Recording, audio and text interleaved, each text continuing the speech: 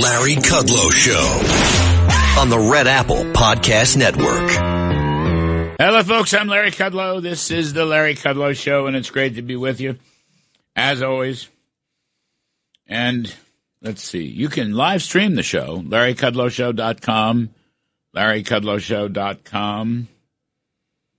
Live stream us all across the country, around the world, throughout the solar system, including the Milky Way. And I'll make a pitch during the week.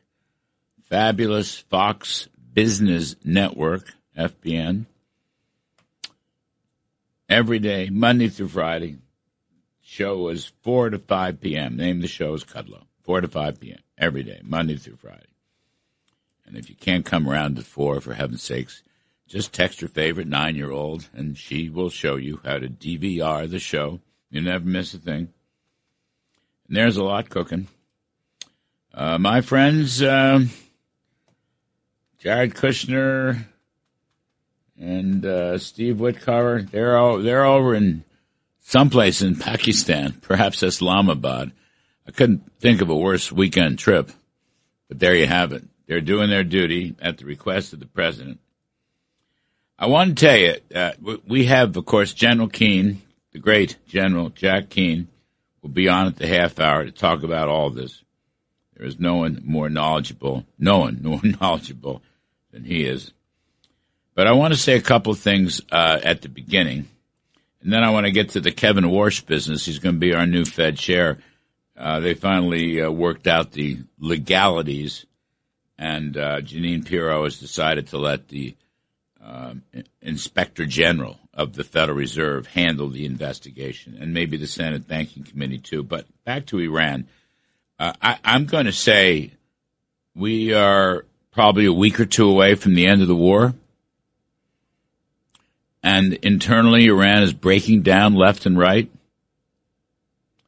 There is an interesting story, which I read on Tip Insights, which is a great website. It's the Old Investors Business Daily, but anyway, they're terrific. There's a secret letter that's been circulating, and it was leaked to the press by Iran International, showing how the civilians are basically trying to tell Khamenei Jr., and I don't know if he's alive or not. Apparently, you have to reach him by courier and this and that. It's like Osama bin Laden years ago. But they're telling him how bad the situation is internally. The economy has completely collapsed. And all these stories here, they're going to probably shutter in their oil supply within the next week or so, 2 weeks perhaps. Tehran has been forced to take on a 30-year-old oil tanker, Nasha, out of retirement as Karg Island nears its maximum onshore capacity. Gulf News reported Friday. The vessel, which has been anchored empty for the past several years, is being revived as floating storage for Iran's teeming crude supply. The tired oil tanker is currently en route to the Islamic Republic's primary crude oil export terminal, according to data from tankertrackers.com. This is just, they don't have enough spare storage. And so when you don't have enough spare storage, and the estimates are 12 to 13 days, with Iran's net oil inflow running around 1 million barrels a day. So once you turn the spigot off, you do great damage to the whole infrastructure. Water seeps in, and you really ruin it, and it takes months and months and months. I mean, really long time to turn it back on. So that's the end of their oil supply. Now, the second part I want to mention is the gasoline shortage. Oddly enough, they don't have the refining capacity for gasoline, to make gasoline. They have oil, but they are a big importer of gasoline. And, of course, the American naval blockade is succeeding. Nothing has gotten through. In fact, we're picking up ships in China floating oil tankers, Iranian oil tankers floating on the high seas near China. And we are sanctioning them and stopping them from making delivery.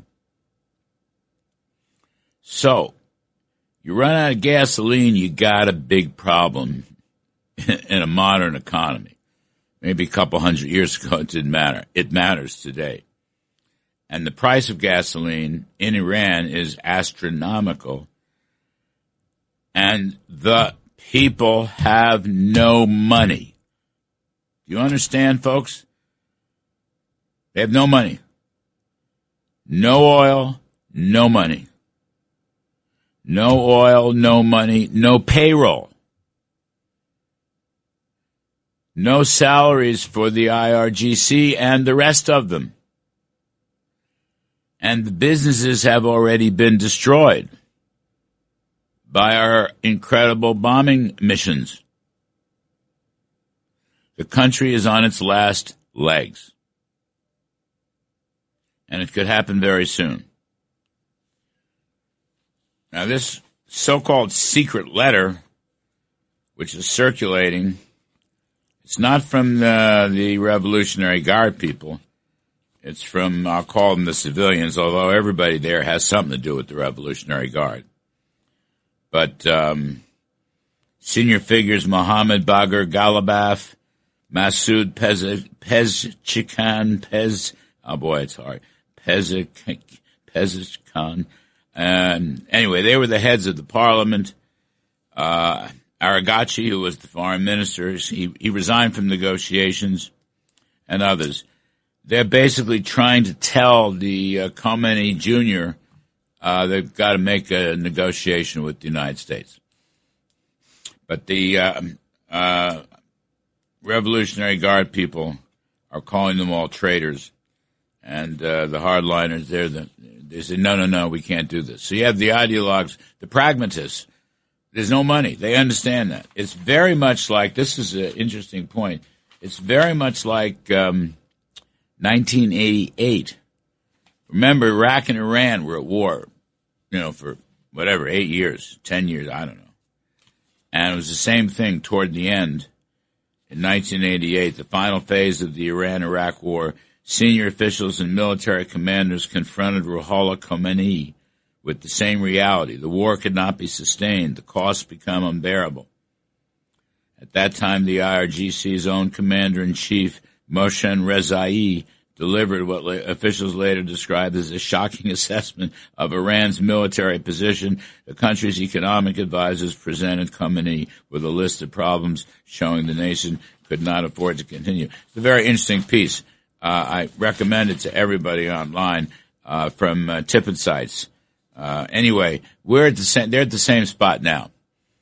All right? The people that look at the numbers and the budgets know it's over. The crazies running the ILJC, they may never know, and they're all fighting with each other. I mean, you could say it's hardliners and moderates, but it's really the government's managers versus the military. Now, the military is supreme. There's no question about that. But this whole, it's ripping down the middle. So when President Trump this week said they're fighting like cats and dogs, that's what he was referring to. He's getting intelligence, right, from the CIA and Mossad and wherever about all this. My point is the end is near. The end is near. That's my point. And my second point, and I'll ask General Keane for his opinion because he knows a lot more than I do. I'm not looking for a deal this weekend in Pakistan.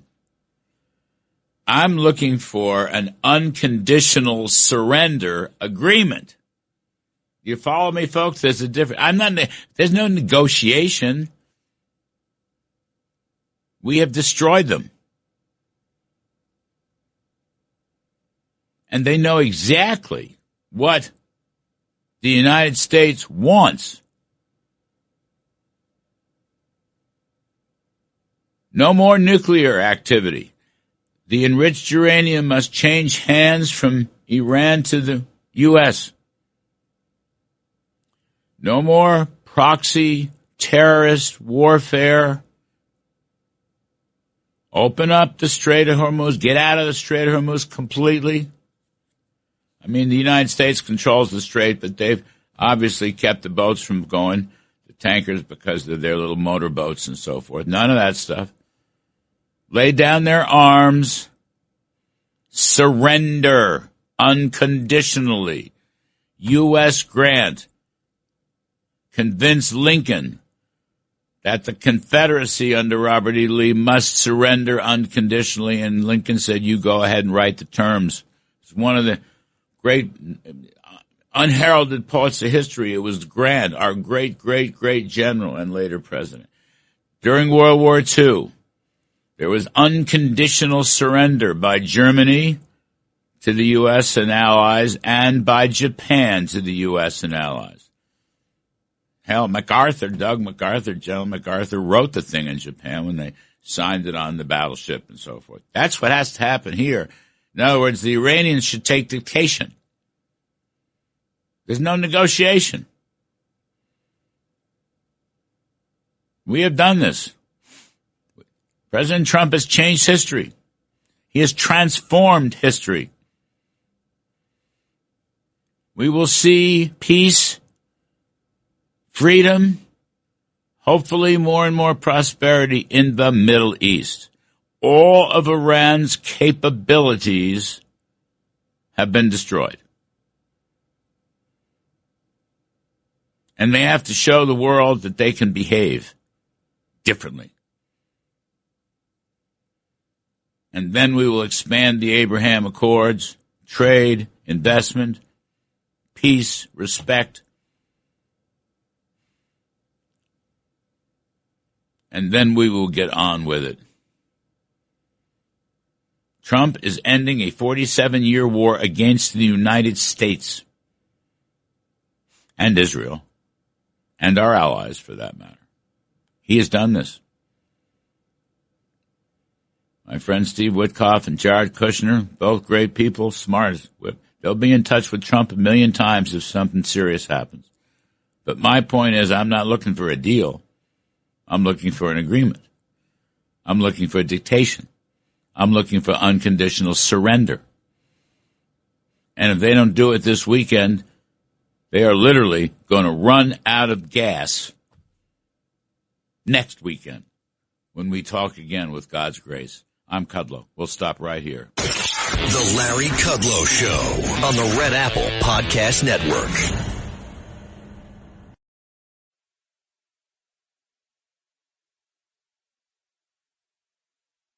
The Larry Kudlow Show. Entertaining and informative on the Red Apple Podcast Network.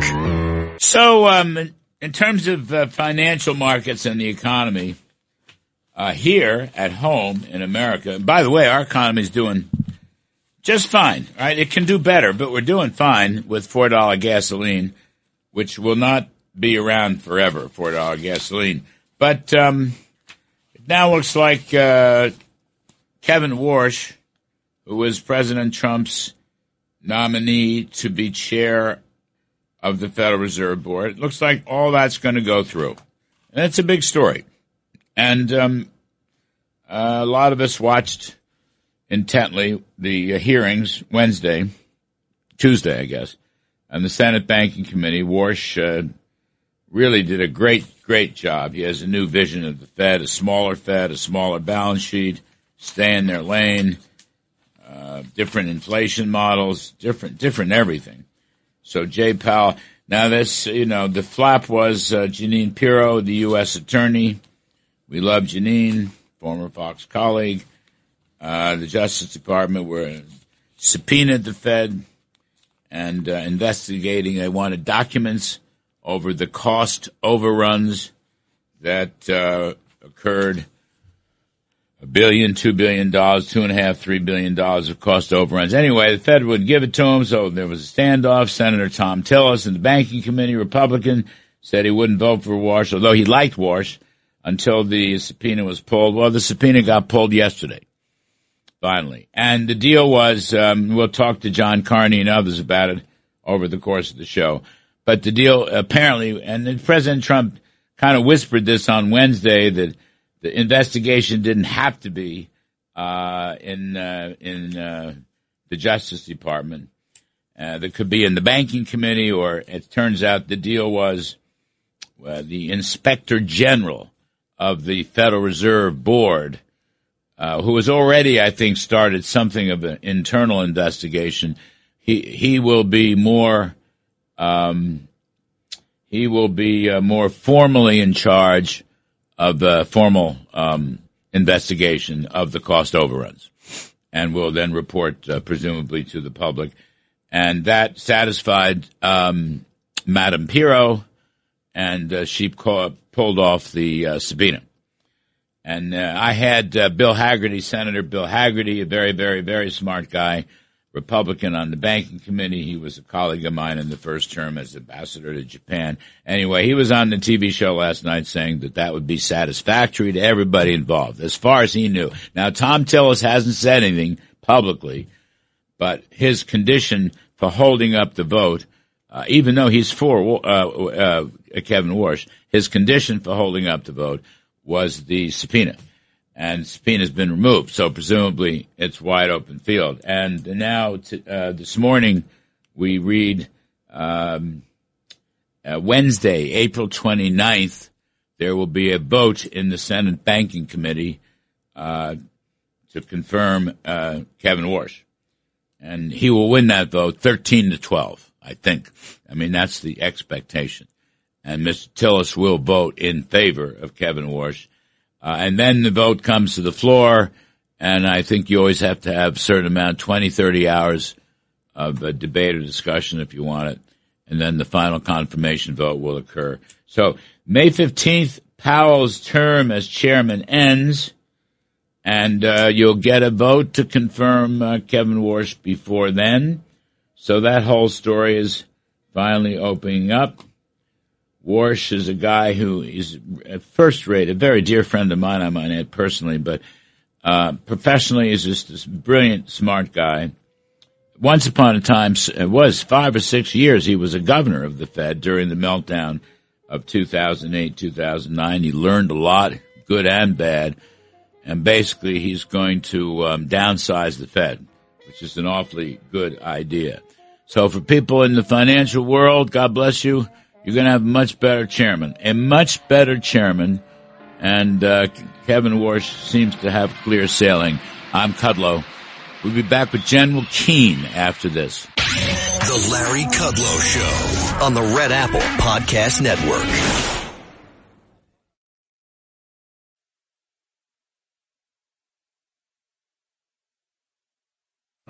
The Larry Kudlow Show, entertaining and informative on the Red Apple Podcast Network. So, as I said earlier, it looks awfully like the end is near regarding Iran, and our negotiators are in Pakistan, perhaps to meet with Iranian negotiators or some such thing in Pakistan this weekend. Let us bring in the great General Jack Keane, retired four-star general and chairman of the Institute for the Study of War. He is a Fox News senior strategic analyst, and he has been doing the most extraordinary job in helping all of us to understand what's going on and what may happen in the future. I might add, he's a Presidential Medal of Freedom recipient, and I was in the room when the award was given. General Keane, sir, thank you as always. So they're meeting, and I guess my first question to you is, I don't want a negotiation. Iran knows what we want. We have crushed them militarily, economically, financially. We'll talk more about they're imploding economically. The oil fields are shuttering, and there's not enough gasoline for the general population. Anyway, I'm looking more for an unconditional surrender, like, Witkoff and Jared would say, take this down. I have 6 points, and we know what they are. I mean, to me, that's what has to happen. I don't understand the idea of negotiation, sir. No, I totally agree with you, but that's not what's happening. I mean, we made another concession here, and not meeting with them directly. And I think that's because of the IRGC leader that really is the dominant power, Ahmad Vahidi. He's got Arachi, who's the foreign minister, and he really doesn't have much power at all. Galibef, who was the Speaker of the Parliament, he's not participating. And I think that's because Vahidi believed that he was too flexible. And I think we never should have conceded that we're going to talk through the Pakistanis. In other words, we'll give them our position. They'll take it to the Iranians. Iranians will give them their position. They'll take it to us. And we talk back and forth, through a third person. I think we should have insisted on face-to-face, and we're not going to do it. I totally agree with you, but I'm concerned. I don't think that's the position we're in. I think we're going in there with the idea of trying to still work a deal somehow. And that means we're likely going to concede on something.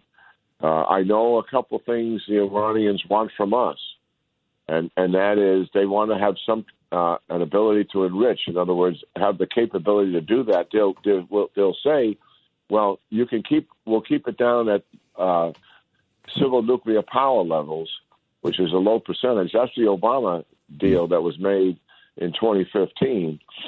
And you can't trust these guys. And if you give them the capability to enrich, that's what they want, so they can cheat and expand to nuclear power. That would be a disaster. But I know that's likely one of their options. The other thing is, if there is a deal, they want a lifeline from the United States so they can recover, unfreeze our assets, remove the sanctions. So I have a lot of concerns here. We're not going to go in there and put on the table, these are the terms, and never refer to it as surrender, but that's what it would be. I agree 100%. So our audience understands. Let me just take a minute to put this, set the table a little bit on where the Iranians are coming from, because it's really important to understand it. And we have a tendency just to look at them through our eyes. So we look at all the economic woes that they have, and they are significant. 100% inflation, currency spiraling literally out of control, and obviously we're taking away 80% of their revenue by the blockade. And the list could go on and on. But here's something we have to understand, is the people in charge, they are absolutely committed to what? Surviving. The regime survives, and they believe eventually they will recover. If the United States throws them a lifeline, fine. But even if they have to absorb military operations again, and if they can survive that, they believe they'll eventually recover it on their own. That is where they are. And they don't care at all about how much suffering that people will go through. That's how diabolical these guys are. And here's the other thing. They think they have the momentum. Why? They closed the straits, and we stopped the war. And then we said the next objective they're going to want to try to achieve is to delay the negotiations, because they want more political and economic pressure put on the president. They believe the reason why the war was stopped was because of the political and economic pressure that the president felt. So drag out the negotiations beyond the deadline. Guess what? We're doing that. And now we're saying we're past the deadline, which was 2 weeks. Now we're saying they're indefinite. They believe the pressure politically and economically will mount on the president. And as a result of that, we will be the ones making the concessions, not them, in the negotiations. That's where these guys are. And we have to look at it from their perception.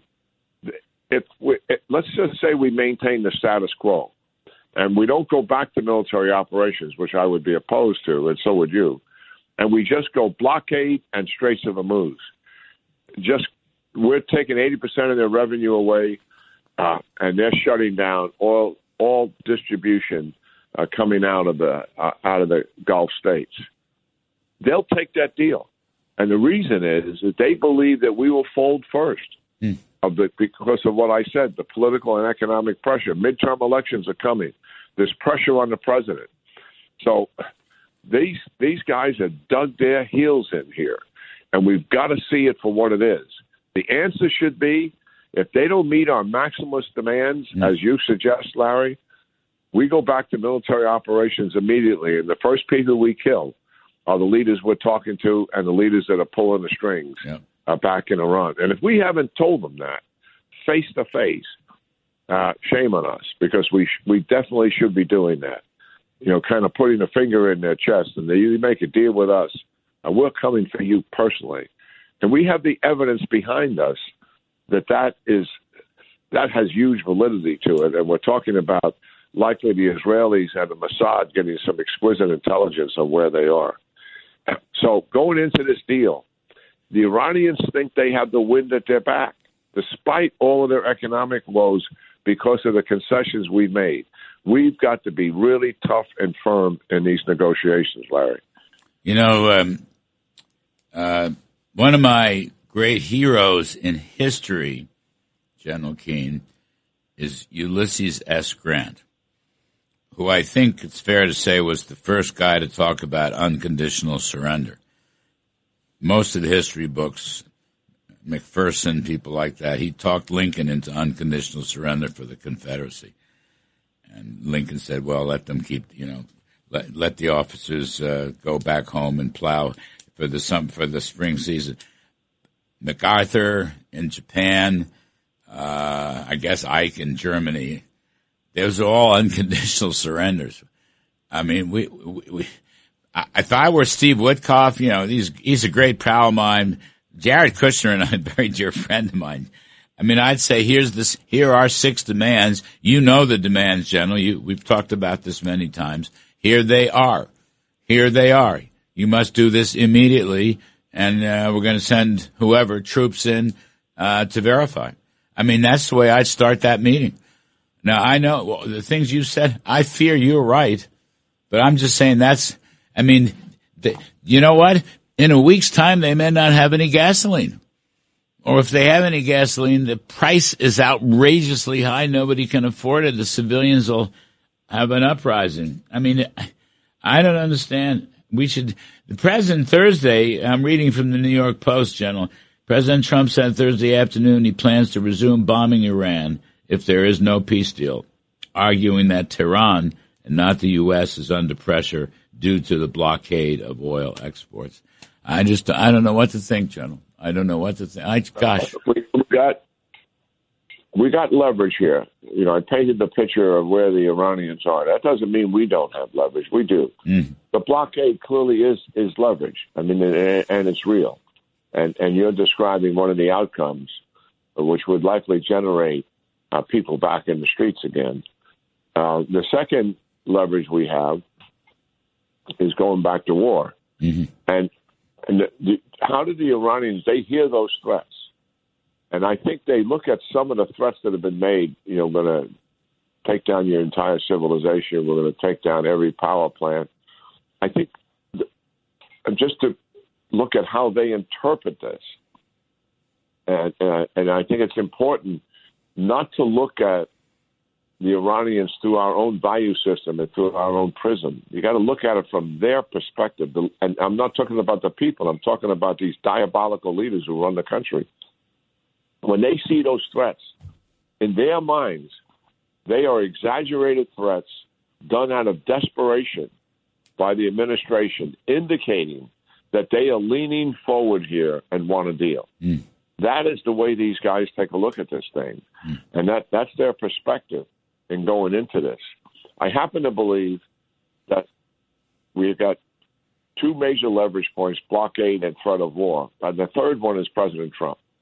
I trust his judgment. At the end of the day, as much as he wants to deal, I cannot fathom the thought that President Trump would make a bad deal after having watched Obama make a bad deal and help put us in the position we're in right now and why we have to fight these guys, because he recovered them as a result of that deal, flushed them with money, hundreds of billions of dollars, removed all the sanctions that were on them, and put together a horrible deal, thinking that in 15 years they could have a nuclear weapon, but they likely wouldn't do it because we treated them in the negotiations with Russia, China, United Kingdom, France, and Germany, and the United States like a legitimate country. and they would act responsibly over the course of 15 years. Their behavior would change, and they would no longer want a nuclear weapon, given they could have civil nuclear power. And how naive and incredibly reckless was that, knowing full well that was not who these guys are. And President Trump looked at that and 3 years later said, no, we're not going to do that, and shut it down. I have some confidence here that the president will shut this thing down as well and not make those kind of concessions. I think he has deal makers, to be frank, that want to make those concessions and will likely come back to him and say, here's what we got.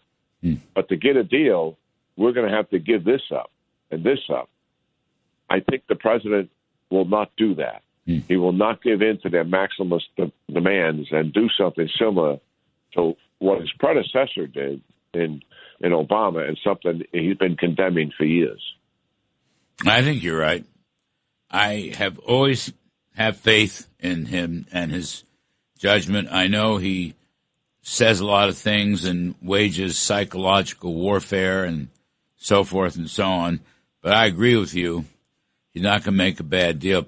You know, politically, General Keane, President Trump knows if he makes, I say this not seriously, but just to make a point, an Obama-like concessions would be very bad for him politically in his own party and probably throughout the country. I think that's a bit of a restraint on him. And I think, you know, when they met the last time, if you read the stories, he was in, I guess Trump was he was in Miami. He was at the wrestling event, whatever that thing is, UFC. But they called him 12, 15 times before they made J.D. Vance, before any decisions were made. So that's a good thing. And so I'm like you, General Keane. I have great confidence in him and great faith in him, knowing him personally as I do and serving under him. General Keane, may I take a quick commercial break? And we'll come right back Sure. to you. Okay, thank you, sir. Folks, if you hadn't guessed, we're talking to the great General Jack Keane, Fox News senior strategic analyst. I'm Mini Kudlow, and we'll be right back. The Larry Kudlow Show on the Red Apple Podcast Network.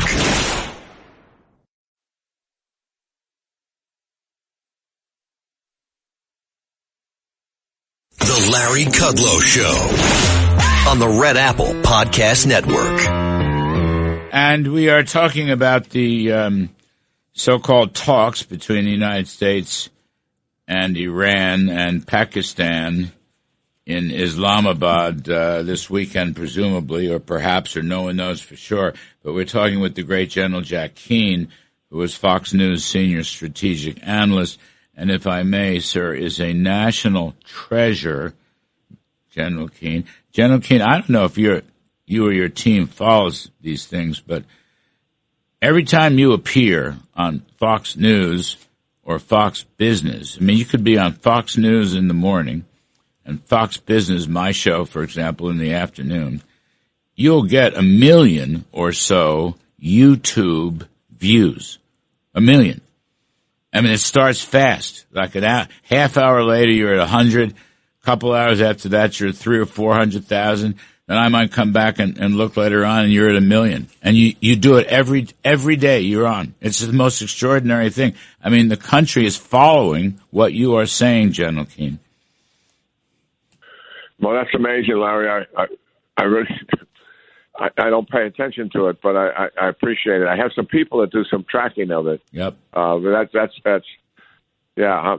That's why that's a humble thing to be frank about it. No, I know. And you're a humble person in addition to your brilliant analyses, and that's why I call you a national treasure. I've known you for a long time, and you have taught me so much over that period of time, including this Iranian war. If I may, sir, go back to it. I mean, the president, we've got a third aircraft carrier group, if I'm not mistaken, and the president has said if we don't make a deal, quote unquote deal, I hate that word deal, but if something doesn't happen, he's going to use military. And you were saying at the end of the last segment, and it's something you mentioned on our show the other night, I mean, we know who the leaders are. We know how to get to them. They could easily be taken out, and it seems like the president would resort to more military force and combat if these Iranians are as intransigent as they may be. Yeah, I agree with that. When we stopped, we had somewhere in the neighborhood of 2 weeks left of targets to take down to accomplish assigned objectives, both on the Israeli side and on the American side. And that was probably about 25% left to go, which still was quite significant. I mean, I know we put the emphasis on how much we did and how much we have accomplished, and I understand that. I mean, we want the people in America to understand that level of effort that we applied really accomplished something that was significant, and it did. And I don't want to take anything away from that. It certainly has. And one of the things that we've done is not just take away their current capability with about 25% to go, but we took down their future capability in terms of their defense industrial base, the manufacturing capabilities out there to build these weapons and systems, and also some of the industrial capability like steel manufacturing and aluminum manufacturing, because it's all related to military. It's not necessarily the defense industry, but those products are used, obviously, to make the weapon systems itself. So that has been formidable. But what we have in place now, so our audience understands here, we have never stopped, Larry, during the 4 to 5 weeks of the war and the 2 to almost 3 weeks now of the ceasefire. We continue every week to put in more military capability, so much so that right now today we have in the theater, just on the United States side, twice the capability that we had on day one when we went to war with Iran. Wow. And that is extraordinary. The Israelis obviously depleted lots of ammunition, as we did, and weapon systems during the 4 to 5 weeks. They are now flush with magazine depth. So when we go back into this conflict, and I truly hope that we do, what we're going to deliver to them in terms of accomplishing assigned objectives is a comprehensive takedown of everything that we can feasibly accomplish with military means. We can't take down every ballistic missile because some of them are in storage sites, and they built them so deep after the 12-day war, and they put it on an accelerated schedule to get it done, that even our deepest bombs can't get to all of it. So some of that will survive. Some drones will survive because it's easy to hide a drone. Some launches will survive. But it's unlikely to be able to continue a sustained effort. They'll be able to use them as harassment for sure. But all this capability, Iran will never be the same again. Right. And that's the opportunity we have. That's the key. And I hope that's the option we wind up executing. Yes, sir. You've said that. They will never be the same again. Wonderful stuff. General Jack Keane, thank you ever so much, sir. We really appreciate it. Folks, we will take a quick break. And on the other side of the break, we're going to talk some economics. John Carney, E.J. Antoni. And I missed it. The Larry Kudlow Show on the Red Apple Podcast Network.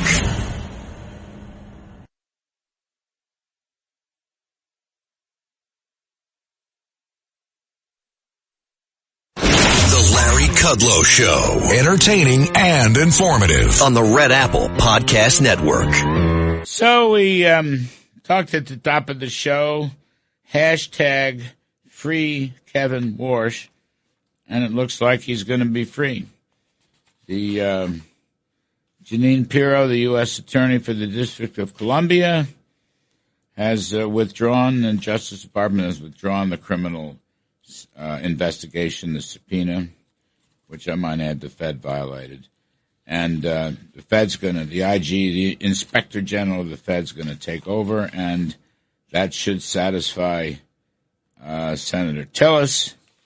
The vote I'm reading in the news this morning, the Senate Banking Committee will vote Wednesday, this coming Wednesday, April 29th. Senator Bill Hagerty told me on the Kudlow show last night that the conditions have been met. There are no more conditions from Mr. Tillis, so you can get a 13-12 vote to report him out of committee, get him on the floor, a couple hours of debate, and he'll probably pass on some kind of party line vote, would be my guess. Anyway, we got two sharpshooters here to talk about all this. John Carney is a Breitbart news editor for economics and finance and the co-author of the daily Breitbart Business Digest, which, by the way, is a must-read, and my pal E.J. Antoni, who is economist and senior fellow at Unleash Prosperity and the chief economist over at the Heritage Foundation. So, John Carney, hashtag free Kevin Warsh. It looks like Kevin is going to be free to run the Fed. This is very good news. There was still some concern on Friday because we didn't hear directly from Tillis. Right. And the last line in Piro's tweet announcing that she was dropping the investigation was that she could bring it up again if the facts warrant. I don't think that should be an obstacle to the confirmation because, frankly, that's always true. If, no matter what she said, if new facts came out that revealed some kind of criminality, of course an investigation would be reopened. She's dropping it. She's letting the inspector general take over. So I think that's important also. We're still going to get an investigation into the cost overruns. That's very important because yes, there was a lot of inflation, but Donald Trump took a look at these. They do seem unusual. So we're still getting the investigation. It's just not going to come through a, federal grand jury and the Justice Department. So Tillis can say, yes, I won and vote for him and get this to the full Senate where Kevin Warsh will be confirmed. Well, we hadn't heard a peep out of Tillis. I called him, by the way, on his cell phone, but he didn't return my call on Friday. Senator Bill Hagerty, who's a smart guy on the banking committee, said that Mr. Tillis had no more conditions. So presumably, and he said the vote could happen fast, and then we learned it would be on Wednesday. So presumably it's going to go through. What we don't know, E.J. Antoni, I don't want you to go to sleep during this colloquy between me and Carney, but what we don't know, we don't know if there was a deal of any kind that might have committed Jay Powell to leaving the Fed altogether. He's still a member of the Board of Governors, even after he steps down as chairman. And, he sees himself as a martyr for Fed independence, which is a point of view that Kevin Warsh destroyed in the hearing on Tuesday. But we don't know that. That's the only thing left. Now, you guys know, I worked for the Fed a million years ago. It's the first job I ever had, was at the New York Fed, in open market, I might add. But, the chairman has all the power. Every staff person, every darn thing goes through the chairman. The other governors have no power whatsoever. They don't even have the power to hire an assistant unless the chairman says yes. So I figured Warsh, who's been a board member years ago and is a good bureaucrat, he'll do it. He'll make it very uncomfortable for Powell to stick around. Not that anyone would pay any attention to him anyway, but what the heck? Take his parking spot away. That'll force him out. Anyway, you want to get him off you don't want to see Powell around, right? EJ, I mean, let's have a clean start. There should be some honor among thieves. I mean, give Kevin Warsh his due. Powell's been there for, 8 years. I don't know if you know anything about any of that stuff, but what are you thinking? Well, I hear the plan is actually to give Powell a parking spot at the far end of the Fed building just to make sure he's got a long walk to work to try to incentivize him to leave. I think that's right. Larry, I think you're absolutely right. It's not a good look to have him stay on. Now, granted, it's not like he's going to have any power, beyond what a normal board member would have. But it's not a good look. And I don't even think that Powell is interested in that because of what you just said. It was all a martyr routine, right? It was seeing himself as a martyr, which I guess is some kind of redemption arc maybe after he created 40-year high inflation and then froze over the housing market and then gave us a regional bank crisis in the spring of 2023, along with he played a key role in the national debt, the interest on the debt, doubling in only about 4 years or so. So he has a very long list of failures. And actually, it goes all the way back to President Trump's first term when he over-tightened so much that it created a crisis in the repo market, the Federal Reserve's repurchase agreement market. We forget about that because it happened right before COVID in the autumn of 2019. But the Fed ended up having to conduct a $500 billion bailout of leveraged hedge funds, which was still ongoing in March of 2020. But again, COVID hit, and then we all forgot about what was happening in money markets because they let the cash cannon go at the Fed. You're right about that. This is not a small point. It's one of the reasons Trump disliked him so much.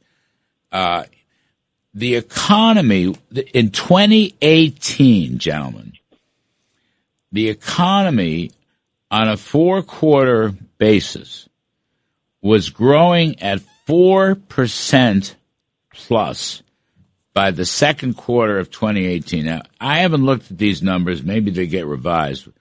But we had it going, right? The tax cuts had been approved at the end of 17, and by the spring of 18, the economy was growing over 4%, and they started to tighten, as you noted. They tightened, okay? And they tightened a lot. And sure enough, that slowed everything down as we headed in toward the midterms. It was, the old Phillips curve, too much growth is inflationary. He just fell into that, the board staff. John Carney, he basically sabotaged that whole thing. Now, the economy picked up again when they eased back in 19. Pre-COVID, it was actually growing at 3. But, I mean, this is one of the reasons that he's a dummy, and it's one of the reasons Trump dislikes him so much. I remember talking to Trump about this when I was on the staff. I mean, we had it going like never before, 4% plus, and this jerk is tightening, and the inflation rate was nothing. That's right, and Trump was absolutely right. You guys were right. You were in the White House at that time. The Fed had a anti-growth, right. and they still do. They had an anti-growth point of view, which was, you guys had the economy firing at 4%, and they said we have to stop that, even though there was no inflation. Trump pointed this out. Trump got attacked for it all over the place as well, just for pointing out how biased this is. Look, I think Jerome Powell's biggest incentive to get out is if he hits the book market with a book called The Price of Independence, somebody's going to pay him millions of dollars for that. So he has a lot of incentive to, take his, martyr show on the road. Oh, God. So I think he should probably leave, even just for his own good. Nobody will listen to him. Nobody's going to listen to him. I'm telling you, nobody will listen to him. But that was, that whole episode.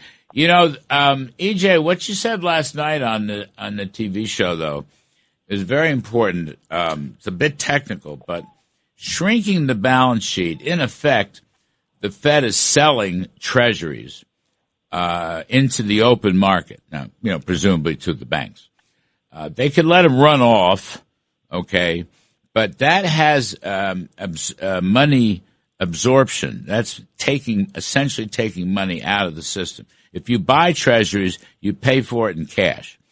All right. If you sell treasuries, then cash comes into the Fed. So it's a tightening move, which would require lower interest rates to offset. That was a very good point you made.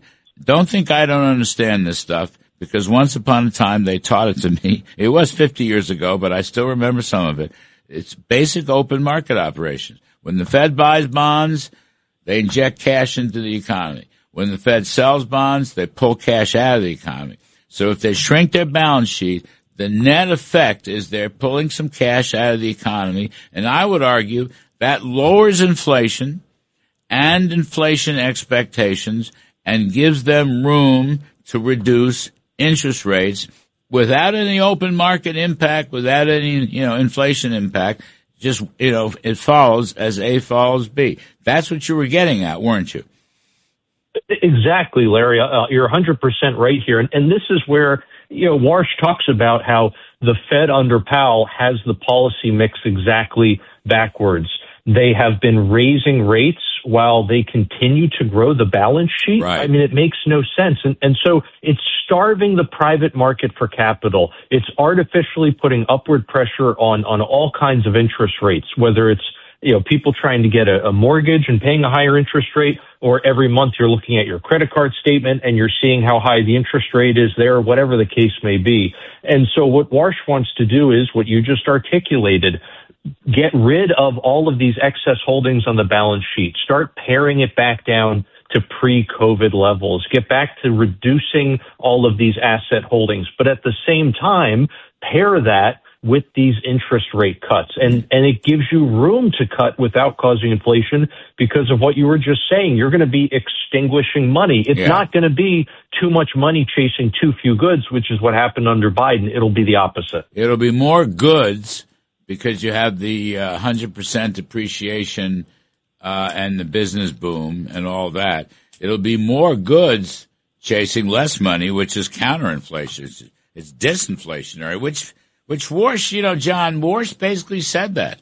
I mean, it'll take him a couple years, and he's going to have to convince his committee. But the fact is, it's it'll be disinflationary. He also pointed out, I think very importantly, that this strategy of balance sheet growth plus higher interest rates has a anti-populist effect. It enriches the richest people and it hurts the middle class because it drives up the interest rates of the middle class, while people who are asset wealthy actually benefit because all of the excess liquidity drives up asset prices, and it doesn't seem to have a very big effect. The other thing about it is it was never planned. When they launched QE, when they did QE 2, 3, 4, QE Infinity into the COVID QE as well, nobody ever sat down ahead of time and said, you know what, let's grow the balance sheet to $9 trillion and never be able to bring it down again. And yet that's how we've ended up there. And I think one of Kevin Warsh's plans is, why let these catastrophes permanently transform the way monetary policy works?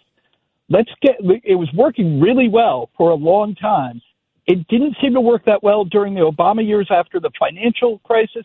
It broke down completely under Biden when we had the worst inflation in 40 years. Maybe this entire experiment in, large asset purchases, giant Fed balance sheet should be declared a failure. It hasn't worked. Well, he basically said that at the hearing on last Tuesday. I mean, it's an odd story. Ben Bernanke, who basically is a Friedmanite, basically is a monetarist.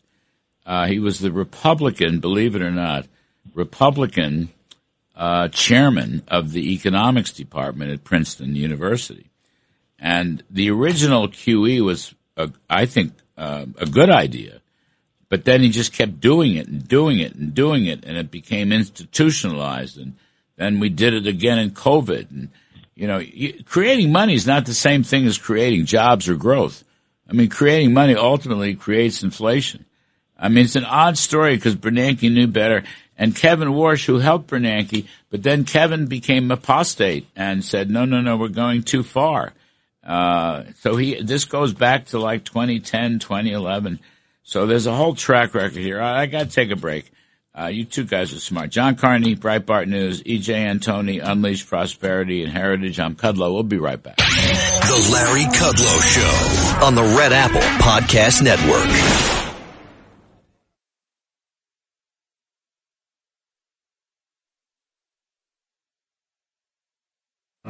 The Larry Kudlow Show. Entertaining and informative on the Red Apple Podcast Network.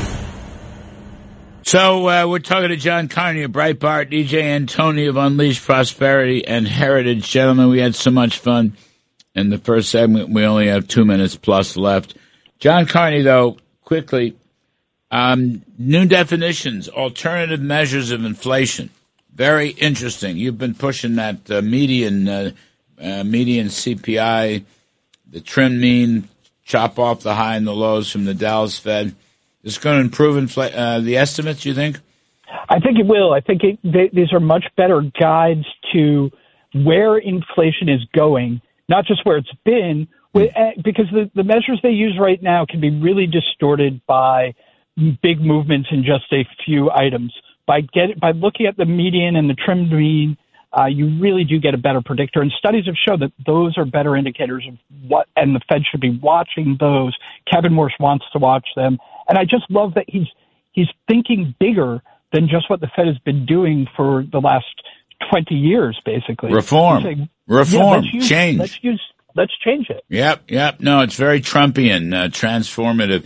And EJ, it looks to me like no more dot plots. The summary of economic projections, which John mentions in his daily report, and the business about forward guidance. That's all crap anyway, EJ. They don't know. And they get up there. And why does he have to have a press conference every meeting when he has nothing to say? He just warbles on. People look at him. He's a pessimist by nature. He's this gray visage, and they think the whole country's going to hell. Well, and Larry, these really? Things between the dot plots and the press conferences, it especially became a joke once it was clear that the Fed was no longer data dependent under Powell. When you would have inflation moving in one direction during, before one meeting, and then the Fed would decide to cut rates, but then the next time they said, no, we're not going to cut rates, or we're going to raise them. What a lot of crap. The case may be. You know? They were so terribly inconsistent that everyone became hyper-fixated on things like the dot plots. Conversely, look at what happened under Greenspan, where before the Fed made an announcement, everyone knew what was going to happen just based on the data. Man, Volcker years ago used to go in front of the Congress and just blow cigar smoke at him, wouldn't give him anything. I'm just telling you should get a guy, go up there and say, we can grow the economy at 4% a year without inflation. John Carney, thank you. EJ Antoni, thank you. The Larry Kudlow Show on the Red Apple Podcast Network.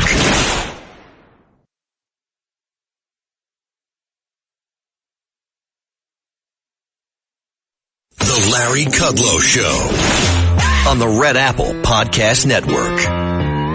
You know, one of the things General Keane told us is that they're going to have only indirect talks today or tomorrow in Pakistan between Iran and the U.S., which may make the whole story even tougher. And who knows? I mean, I don't know who the Iranian negotiators, I don't know who they represent. I mean, there's all kinds of letters circulating on the Internet that they're at war with each other, the parliamentarians versus the Revolutionary Guard.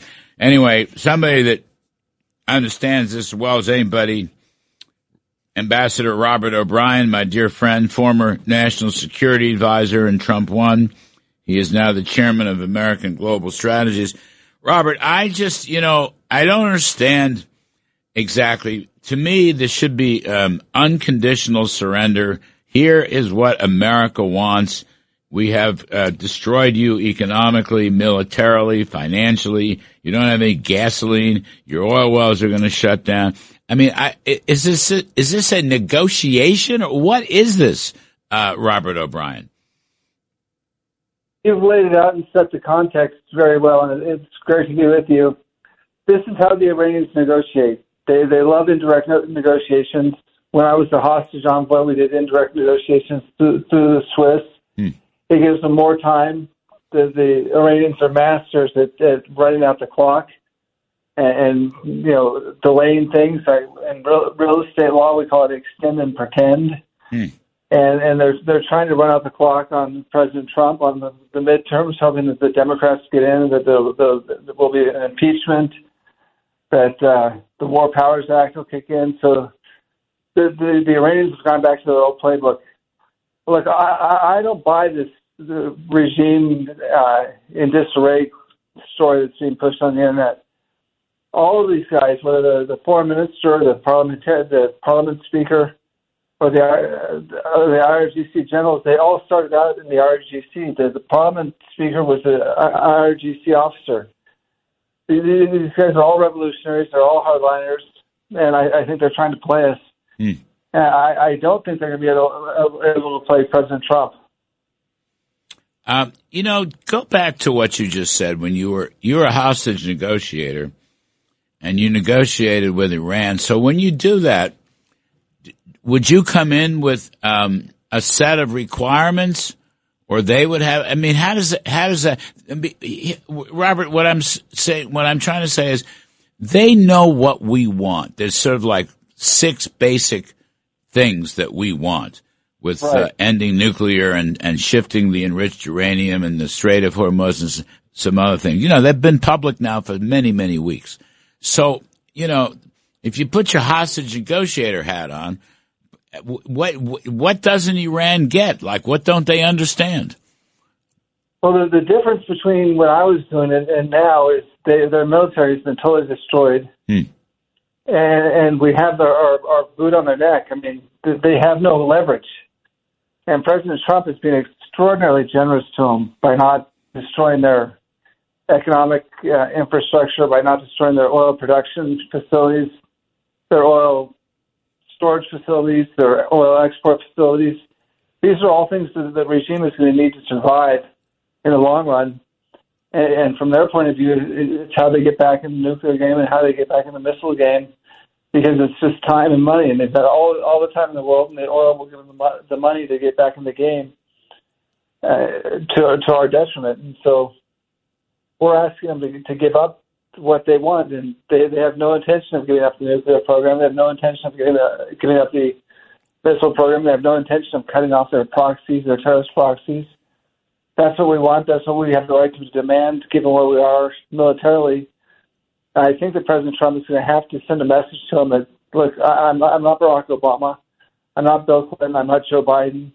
You can't play these negotiation games with me.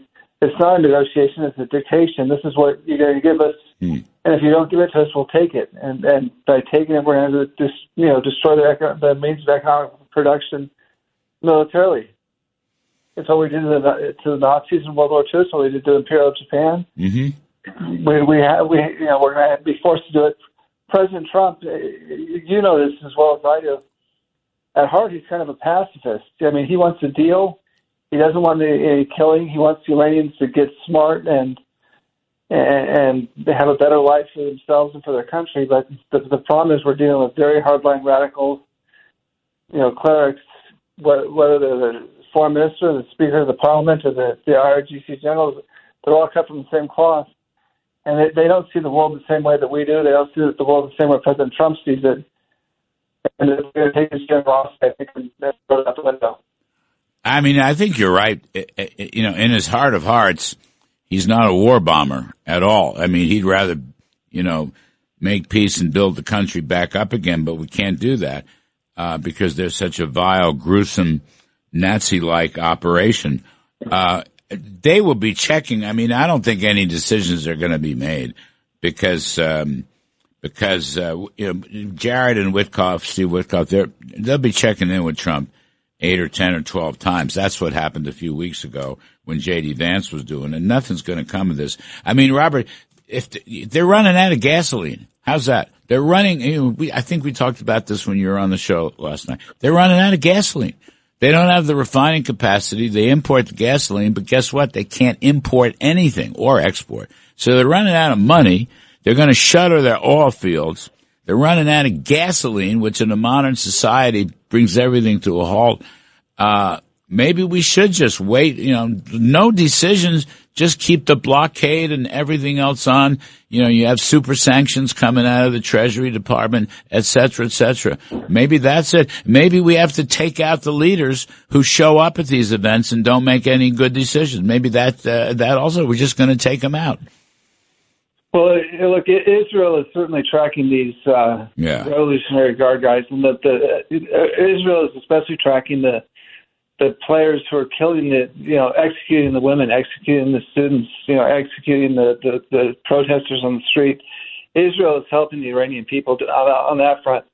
And you're right about the blockade. The blockade is having the same effect in some ways as the bombing campaign would, but it's doing it without destroying the infrastructure. So as long if we can show them that we can wait this out and let the blockade take its effect, that's great. But unfortunately, Larry, we've got people here, mainly Democrats, but some right wing, supposedly right wing Republicans, who are giving the president a hard time and basically mouthing Iranian talking points. And we've never had so many Democrats root for the enemy to destroy Trump and hope that Iran wins to get a loss for Trump. I mean, Thomas Friedman, even the New York Times columnist, even said he's conflicted because he doesn't want Trump to get a victory. He may root against America in favor of these vile, wicked, Gestapo-like Iranian clerics. And Ayatollahs and mullahs who are killing their own people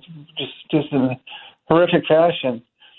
And so, look, if America could come together and take off the pressure on the midterms and take off look, we can have our disputes with the Democrats over economic policy, over tax policy, over regulation policy, but let's come together on this issue that the Iranians can't get a nuclear weapon, and the Iranians have to stop killing their own people, and they can't kill Jews, and they can't kill Americans. I mean, those should be basic bipartisan principles. And if all Americans, stood for that, if Chuck Schumer came out and gave a speech to that effect, that would send a message to Iran that this blockade is not going to end anytime soon, and that they need to come to the table and accept a real deal and get rid of their nukes, get rid of their missiles, and stop funding their proxies. Last one, Robert O'Brien. Are we being naive, or is it probably a couple more weeks before this thing ends altogether? Well, look, the Democrats and the Iranians believe we're being naive. I don't think that President Trump is a naive guy. And you know him well. He's got a gut feel for these things that's incredible. He's being very generous. And there's a difference between naivete and generosity, because he knows what the good deal is. He'd love to make Iran great again. He said that. Yeah. Let's make Iran great again. Yep. He wants to see prosperity here and in Iran, but he also knows the character of these regime actors, and if they don't accept a deal soon, they're going to have a deal enforced upon them by the United States Air Force and the United States Navy. President Trump would like to avoid that if he could, but if we have to protect America and protect our allies and protect the Iranian people, we'll do it. Right. We cannot let this slip away. He's about to change history. We cannot let this slip away. We're very close. We're very close here, Larry. We're very close to solving a problem that's been there for 50 years, and it would have gone on for another 50 years had it not been for Donald J. Trump. Yes, sir. I agree with that wholeheartedly. That's why I keep the faith with him. He knows what his instincts are good. His principles are good. Anyway, folks, former National Security Advisor, Ambassador Robert O'Brien. He's now the chairman of American Global Strategies. Thank you, Robert. We appreciate it very much. Folks, we'll take a break, and we're going to talk to Senator Ron Johnson. Why can't the Republicans have a pro-growth budget? What is all this nonsense about a skinny budget, an anorexic budget? For heaven's sakes, Americans need a little bit of help with $4 gasoline. Senator Johnson, coming up next. I'm Kudlow. Please stay with us. The Larry Kudlow Show on the Red Apple Podcast Network.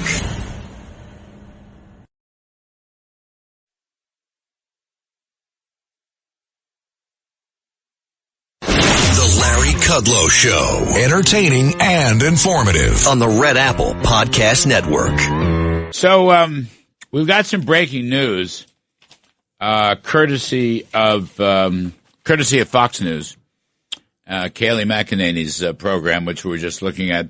President Trump has pulled Witkoff and Jared Kushner off. They're not going to Pakistan. There aren't going to be any talks. And that's that. The Iranians themselves, I guess some of them didn't show. I don't know the whole story. We're doing this in real time. It just came across. It's not even up on the Fox website. And that's that. And that's what we're talking about. I mean, I don't want a deal. I want unconditional surrender. We're crushing them. And our economic blockade and financial blockade is taking place on schedule, and they're in a heap of trouble. And eventually, they are going to have to accede to the general population. Let me stop yapping and bring in Senator Ron Johnson, my good old friend from the great state of Wisconsin. Senator, I want to talk to you about budgets, but your thoughts on this breaking news. The president has pulled Steve Witkoff and Jared Kushner. They are not going to Pakistan, and they are not going to have any talks with Iran this weekend. Well, the stark reality of what's happening in Iran is the people in control are the ones that have the guns. And they are holding tens of millions of Iranians hostage. I agree with O'Brien there that President Trump is a peacemonger. He does not like war. He doesn't like killing. And as a result, he's highly reluctant to destroy their society, end their economy, because he understands that would hurt millions of innocent Iranians who are being held hostage by the 800,000 IRGC and Basij members who have guns. And by the way, this is what nationwide gun control looks like. When you disarm the population, that's how tyrannies can rule tens of millions of people. That's a good point. I want unconditional surrender, Senator. Unconditional. So we dictate terms to them. That's it. Full stop. Now, people don't realize the existential threat that Iran represents if they are a nuclear power. They've got missile technologies. They could plant a barge off our shore, launch one of those missiles, set off a nuclear blast, an EMP event, destroy our electrical grid. That is existential to America, and they're crazy enough to do it. So that's why every president since Clinton said we cannot allow them to have a nuclear weapon. No other president did anything about it. Trump is. He's acting while we still can act. Yes, sir, 100%. Now, switching gears a little bit, my column is Republicans, are you listening? We need a big, ambitious, pro-growth budget bill. We're not getting it, Senator. We're getting a skinny bill that just funds ICE and the Customs and Border, which I favor. I want them, but they have plenty of money from the last year's bill. Meanwhile, the rest of DHS is not getting funded. Meanwhile, there's no talk about putting a voting rights bill in there. There's no talk about, some tax relief, 4% gasoline. Why not give the middle class some tax relief? Inflation index, the capital gains tax. What about all the waste, fraud, and abuse? Emmett Oz is $100 billion in Los Angeles alone. Where's that coming from? Where's the rest of what Elon Musk was doing with Doge? I want another fat bill that shows leadership and economic growth. And this skinny little bill, which will be the only thing that passes the House, is not doing the job, sir. So first, let's blame who needs to be blamed. That's Democrats. Okay, it's Democrats who opened the borders. It's Democrats that want to defund ICE and CBP. It's Democrats that have shut down the government. It's Democrats that want chaos so they can win the election and have power. So it's Democrats. That's our problem.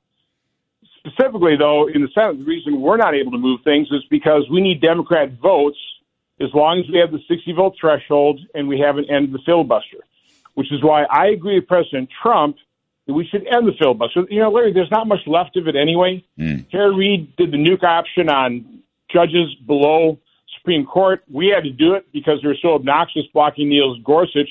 We had to do it again for all the nominees because they're so obnoxious and obstructionist on having the president staff as administration. We're both sides are pushing reconciliation beyond what it was ever intended for. So there's not much left of the filibuster, so end it.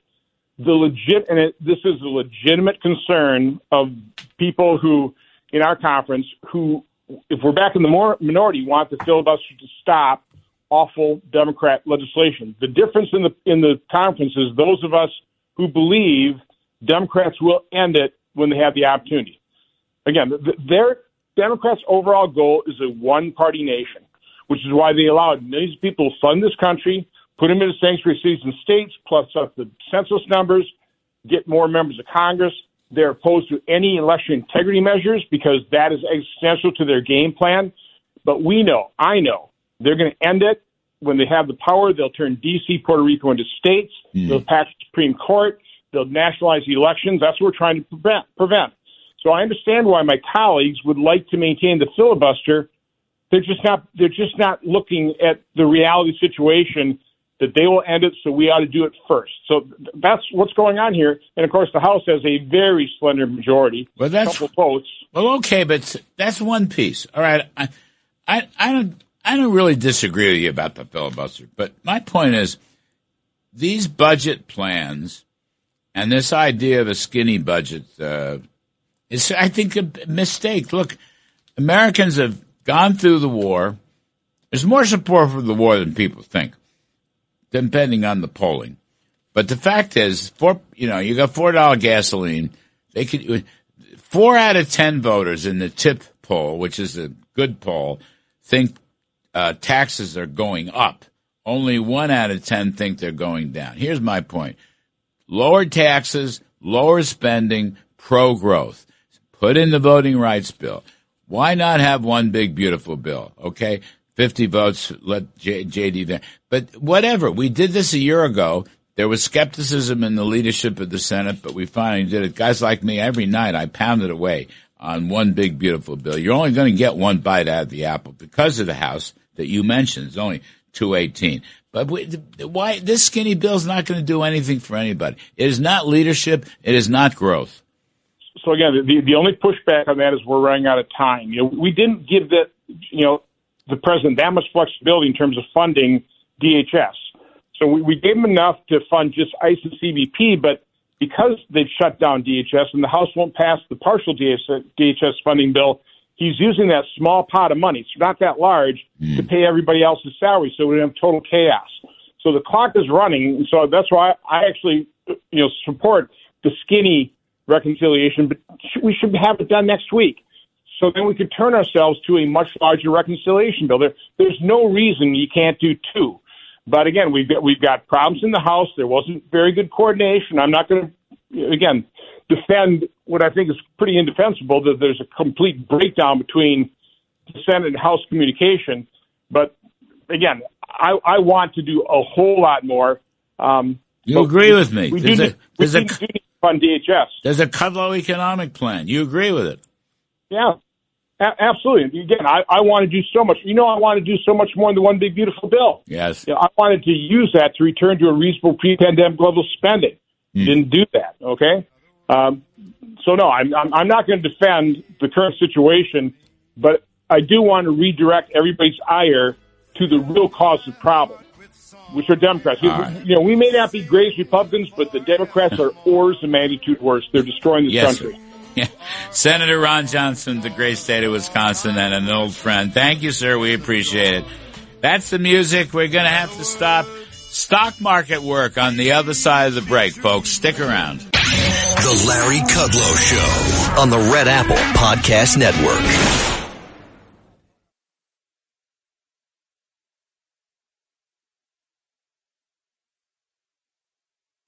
The Larry Kudlow Show. Entertaining and informative on the Red Apple Podcast Network. Welcome back, everybody. I'm Larry Kudlow. This is the Larry Kudlow Show, and it's a great pleasure to be with you.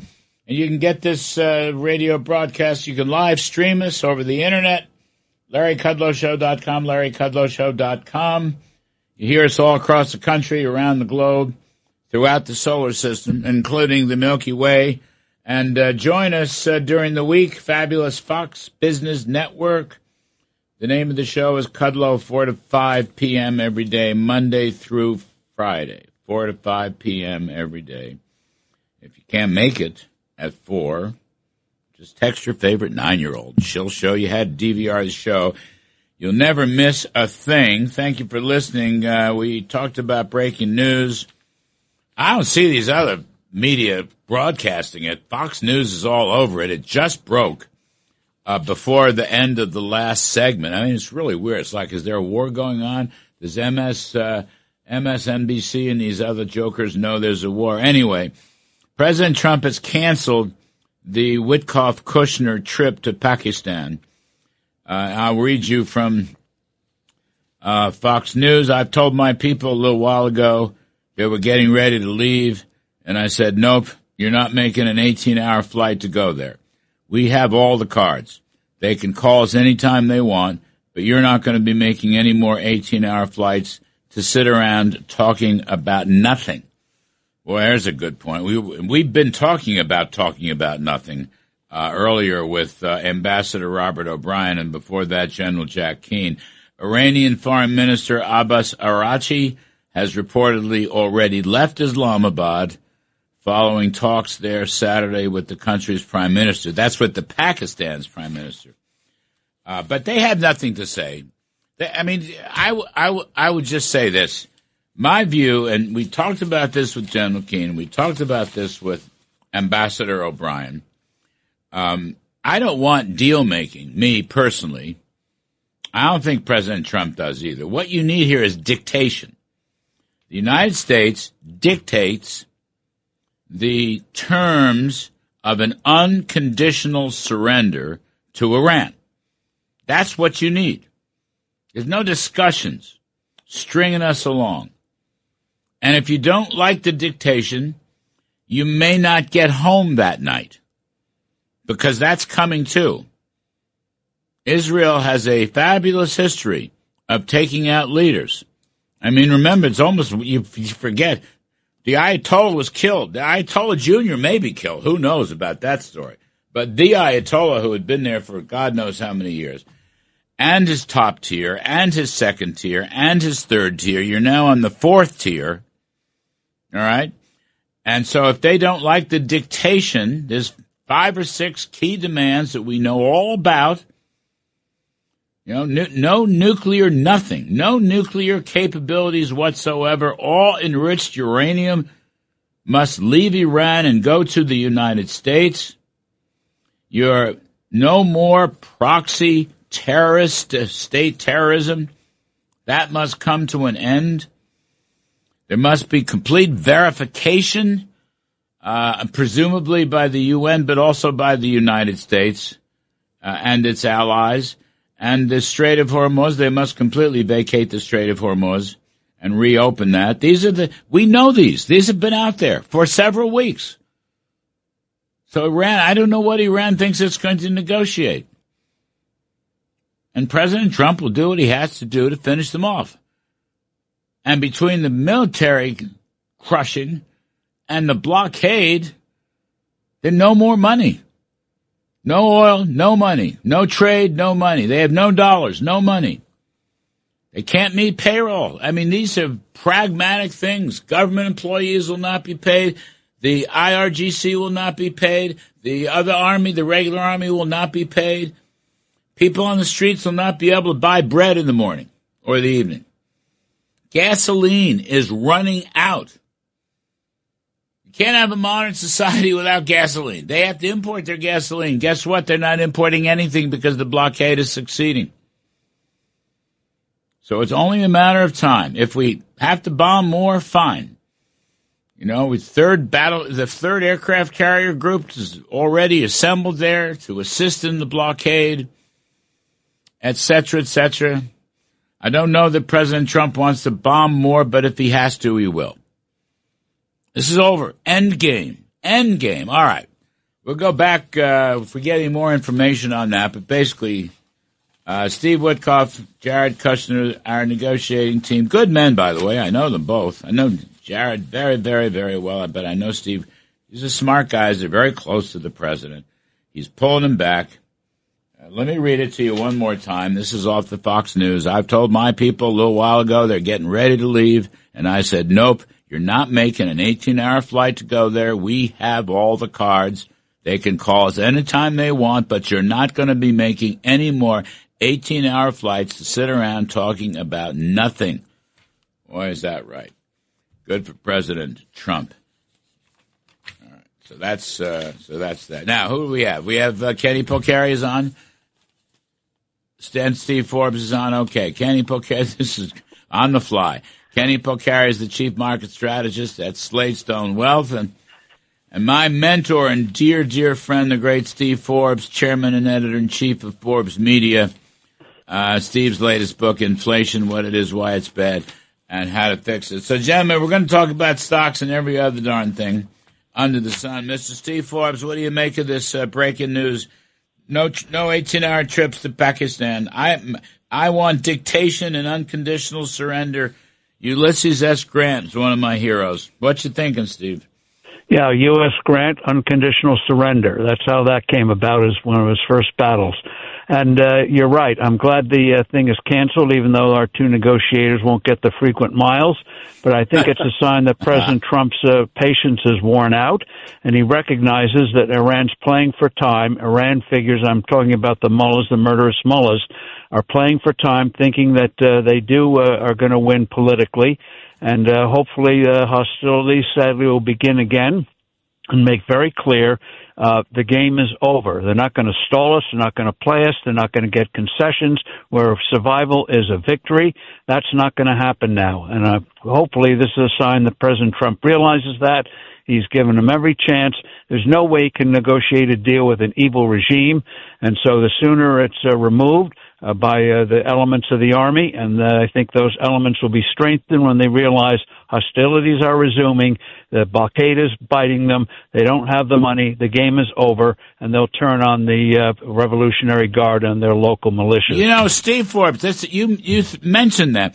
I have been talking for weeks with Jack Keane and others about the regular army, the conscripts, the draftees, because they're not the crazy radical Islamists that run the Revolutionary Guard. I'm still waiting for them to show their hand. There's a lot of them. There's like 350,000 of them. They're much bigger than the Guard. But I think that they feel that that they're going to be betrayed by the West. Oh. That if they are convinced that we're in this to destroy this regime, QED, no let up, no negotiation, no 20-year thing, no allowing them to have sort of a little bit of nukes or for peaceful purposes and that kind of nonsense. None of that. They will move, but they have to feel truly we're not going to pull the rug out from under them. Barack Obama did that in 2009. Unfortunately, the president has been seen as wavering, concerned about midterm elections and all that kind of thing. If they realize the game is up, they will move, but they're not going to move until they feel that they're not going to be betrayed. I have to believe, and I don't know this, I just have to believe that somebody on our team is, in touch talking to that regular army group. I just have to believe that. It's too big to miss. But I don't know. I'm sure we do have contacts, and certainly the Israelis have contacts. Yeah. But again, unfortunately, remember a few weeks back, President Trump said, we have your back.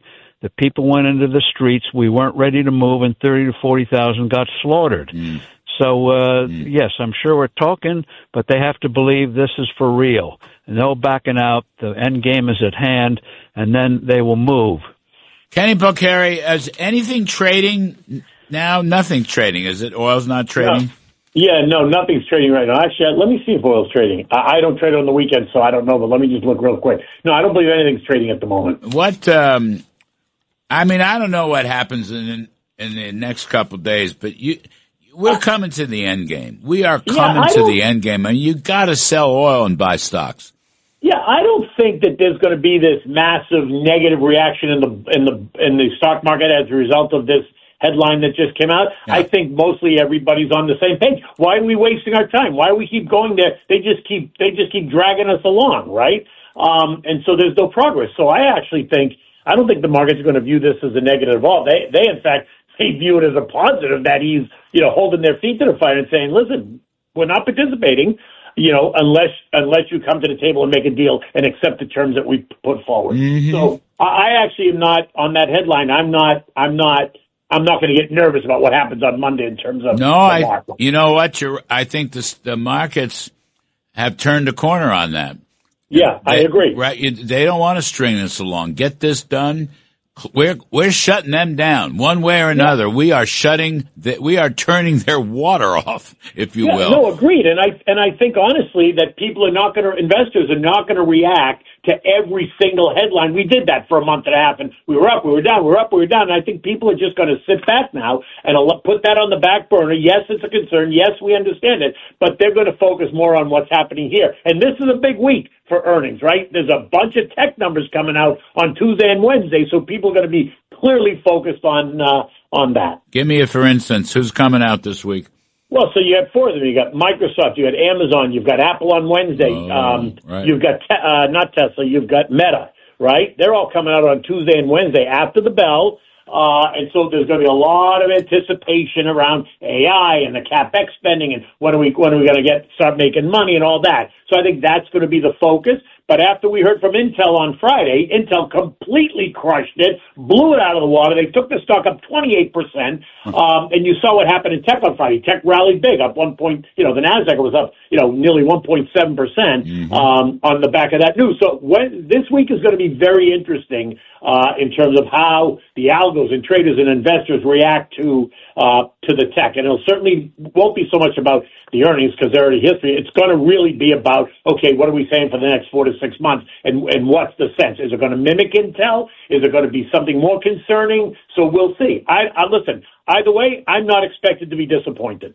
S&P 500, 7,165. Is that a record high? That's a record high. Yeah, that's a record closing high, right? And while I think so, this is better. This is pre-war high. Yeah, this 100%. Is a high. Yeah. Yeah, 100%. We're above where we were on February 28th, right? While I love it, I do think there's a little bit of euphoria kind of built into that. I wouldn't be surprised if we see the market kind of churn and build a base right here just above 7,000, which I think would be healthy, and then move forward from there. Because look, to your point, the big beautiful bill is coming. That's not going to start to kick in. The tax refunds are going to start to kick in. The economic data that we've seen has not been a disaster by any stretch of the imagination. Listen, think of it this way, Kenny. All three of us on this call, me, you, Steve, we're too old to be euphoric. I don't have enough energy to be euphoric. I'm sorry. I just couldn't resist this. Let me, Steve, you're going to stay with us for Money Politics. We got a lot of work to do today. Kenny, I think you're going to get your wish. Kevin Warsh is coming into the Fed. It may not happen immediately, but he will be bringing the interest rates down while he tries to shrink the balance sheet. Right, exactly. If he does both, if he can shrink the balance sheet, then yes, interest rates will go lower. If the balance sheet can't shrink or they won't do it, it's going to be more difficult for him to justify why they got to cut rates without shrinking the balance sheet. I think they have to do it in tandem, and I think he will. Yeah, it's a good point because we talked about that in the economic segment with Carney and EJ. If you shrink the balance sheet, you're essentially pulling cash. If you sell bonds, you're pulling cash out of the economy. So you need to offset that with a lower interest rate. But that's what he should do. I mean, it may take time, but that's what he should do. I mean, Steve Forbes, I think the vote is going to be Wednesday in the banking committee. Bill Hagerty, Senator Hagerty, told us last night on the TV show that Tillis has no more conditions or objections now. The IG for the Federal Reserve is going to run the investigation of the cost overrun. So, that opens the door for Kevin Warsh. It does indeed, and it's a very good face-saving thing to get the things moving forward. Of course, it raised the question, where's the IG been in the last few years when this fiasco was going on? Yeah. But, hey, let's get Warsh in there. He needs to make some very real model changes. And in terms of interest rates, also, he should look at the interest they're paying on bank reserves, which is much too high. And shrinking the balance sheet is good because it starts to undo the distortion that the Fed put into the financial markets when they bloated the markets, became very, very dominant. They killed the federal funds markets back in the crisis of 2008. So they've been aggrandizing power. And this will be a releasing power instead of a hoarding power, and that's good for free markets. Yeah, 100%. Let's take a quick break. Kenny Polcari of Slate Stone Wealth and the great Steve Forbes. I'm Kudlow. We'll be right back. The Larry Kudlow Show on the Red Apple Podcast Network.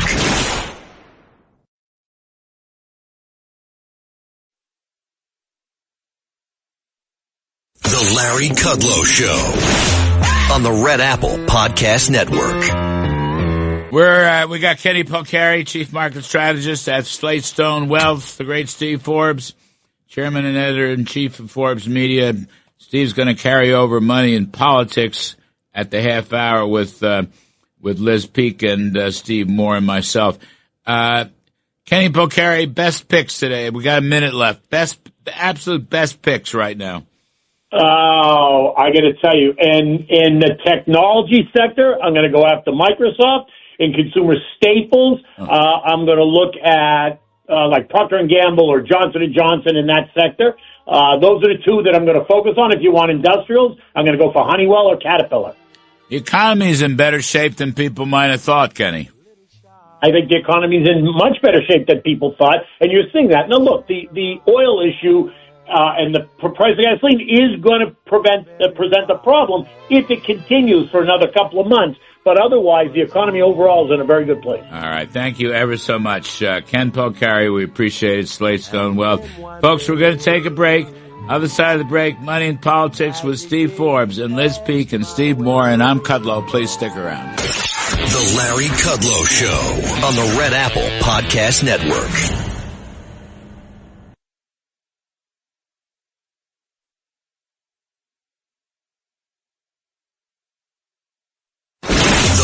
Kudlow Show. Entertaining and informative on the Red Apple Podcast Network. So, Mr. Trump pulled his negotiators from the trip, 18-hour trip to Islamabad. And this Iranian war is rapidly coming to a close, in my view, with the economic blockade. An absolute, we're just choking them off, point by point. Payrolls won't be paid. Gasoline is not available. You can't run a country without gasoline. There's no money, no dollars. There's no nothing. And the Iranians, the ideologues are, I don't know, they don't want to acknowledge this, at least not yet. But I think that's coming to a close. The other issue is in the Congress, the Senate. We're looking at a skinny budget bill that I think is a big mistake, and I want to talk about this because I like growth. I like tax cuts. There's no surprise there. I like spending cuts. I like waste, fraud, and abuse cuts. Somehow they're not getting it done. So let's talk about all this. We have Steve Forbes holding over. He was very kind to come on during the stock market. Of course, Chairman and Editor-in-Chief of Forbes Media. We have Liz Peek, Fox News contributor. And we have Steve Moore, who's WABC radio host of More Money, comes on right after this show on most of these same radio stations. Steve Moore, let me start with you because, you know, we had this argument a year ago. One big, beautiful bill. People said, well, we can have a second bill. We can have a third bill. But really, it's very difficult. The House needs 218 votes. It's always by a cat's whisker. Speaker Mike Johnson. He's a magician. He gets stuff done, but you can only do this. You can only do, I think, only do this once in this session. And if they run this bill, I'm not, look, I want to finance, God knows I want to finance ICE and the Customs Bureau, but we want to finance the rest of DHS, which is running out of money. But the list here is significant. You know, we ought to have some tax cuts and pro-growth for $4 gasoline. Country doesn't even know I don't know why this is, but the tip poll shows 4 out of 10 think taxes have gone up in the last year. That's very weird. We have all this waste, fraud, and abuse. Emmett Oz doing the Lord's work, Elon Musk and Doge. The Republicans don't see, and of course, the voting rights is so important. Even Democrats like that. But so what we have here, I think, is a leadership problem, and I think they're making a strategic mistake, Steve. Well, I think, first of all, the last couple of months, the Republicans have been sleepwalking, and they're not paying attention to the fact that the polls have really turned against them. And people are worried about the state of the economy. There's no doubt about that. So you gotta change tactics. And I think you woke them up. I think you woke them up the other day when you gave a little lecture to a couple of the senators saying, this is not, this makes no sense what you're doing right now. Or if you keep this up, you're going to lose a lot of seats in the House and Senate in the midterm elections. Look, they're not going to get a single Democratic vote for anything they want to do from now until the end of the year. I mean, the Democrats are just no. They hate Trump more than they love the country. So even on good bills, they'll just vote no if Trump is for it. So given that, they have 51, they have 53 votes in the Senate, and they have a majority in the House. Use it. Go for it. I'm with you. Go big or go home. Yes. Go big or go home. Let's do do the tax cuts, do the health. What about the health care savings? What about the, as you said, what about the DOGE cuts? What about the reforms in terms of getting rid of the fraud and abuse? All of these things should be on the table. Not only are they good for the economy, Larry, they're popular with the American people. Voting rights, too, put that in. So, I don't know if you can do voting rights because that might not. It has to be related to the budget. But I know, maybe you could make that case. Right. If you write it up imaginatively, the Byrd rule has been stretched and stretched and stretched. Right. And if you write it up, you will have to spend money to monitor the reforms in the Voting Rights Act. If you can't, you can't. Look, Liz Peek said this the other night. So fine, just put the Voting Rights Act up, let the Democrats vote against it 10 times, all right? So people will understand. Now, I'll go to Liz. Liz, I talked to Senator Johnson, hardcore conservative, good supply sider that he is. He was on the show earlier today. Now, yes, he's blaming Democrats. Of course, they're not going to help out, as Steve Moore suggested. But he's very keen on let's end the filibuster. I don't know what I think. If you want to end the filibuster, I don't know what I think about it. I don't. Yeah, I'm not that.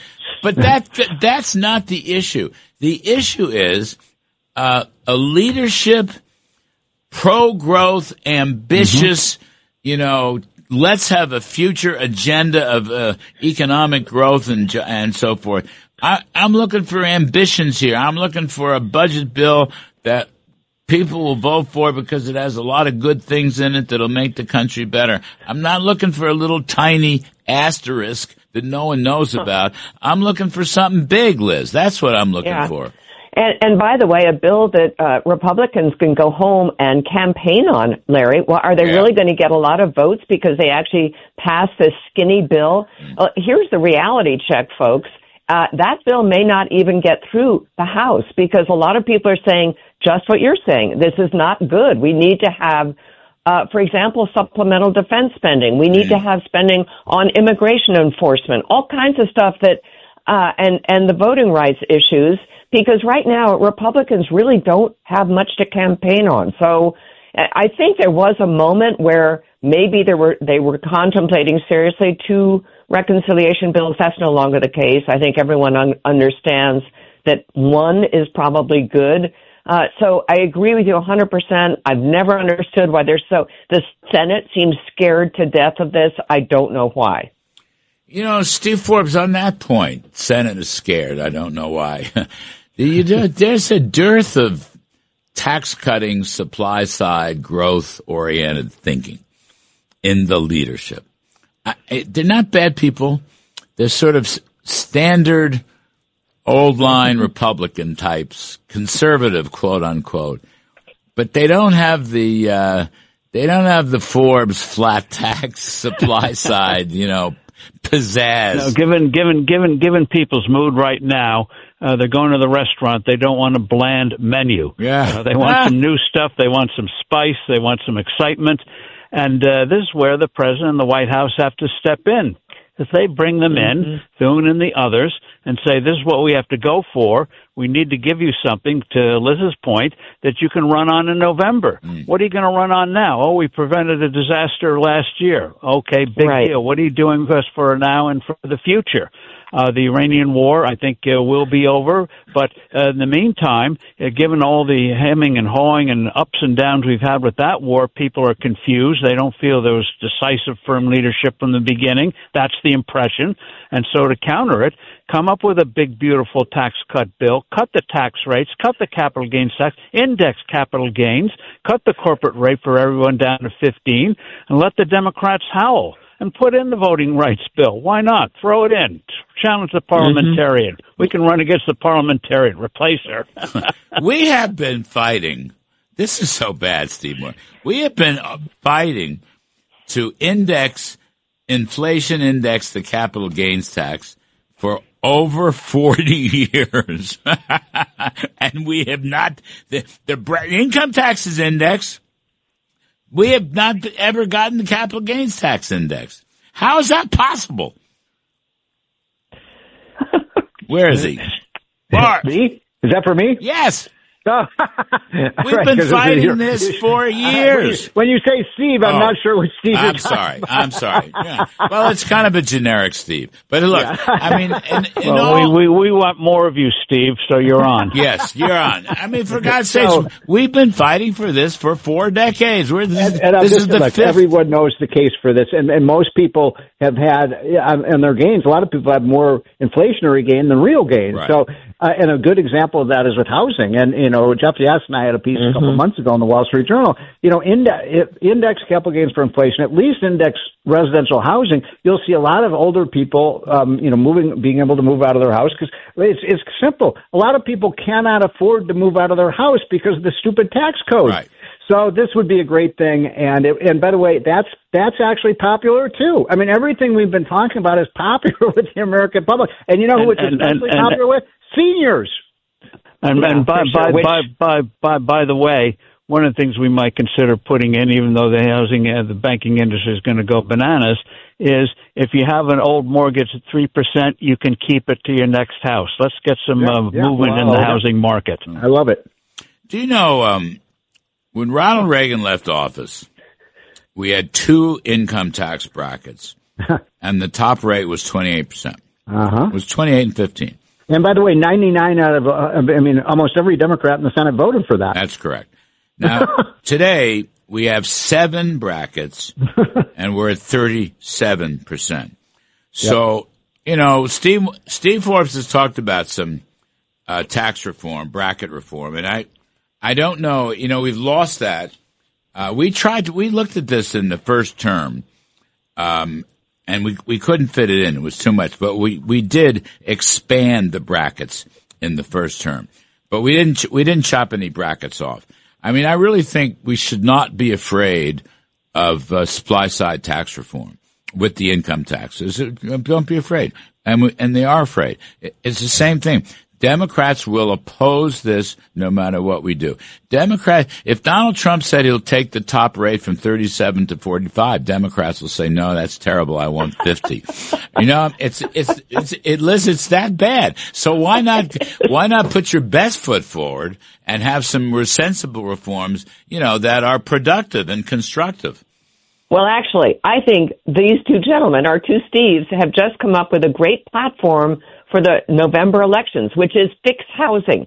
Everybody is concerned about housing. So the combination of adjusting and making capital gains on homes and selling your home indexed to inflation, plus keeping your low mortgage rate, go a long way to. We're losing you, Liz. Go to a window. Everyone hear me? Yeah. Can you not hear me? I'm sorry. You're breaking up. Go to a window. Oh, okay.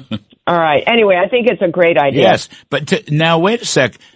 Steve Moore, the Senate passed the housing bill, the Elizabeth Warren housing bill, not the one we wanted. And this was not in the housing bill, was it? No, I mean, I know it wasn't in the housing bill. This is the one where it said, REITs and private investors can't own homes. Hello?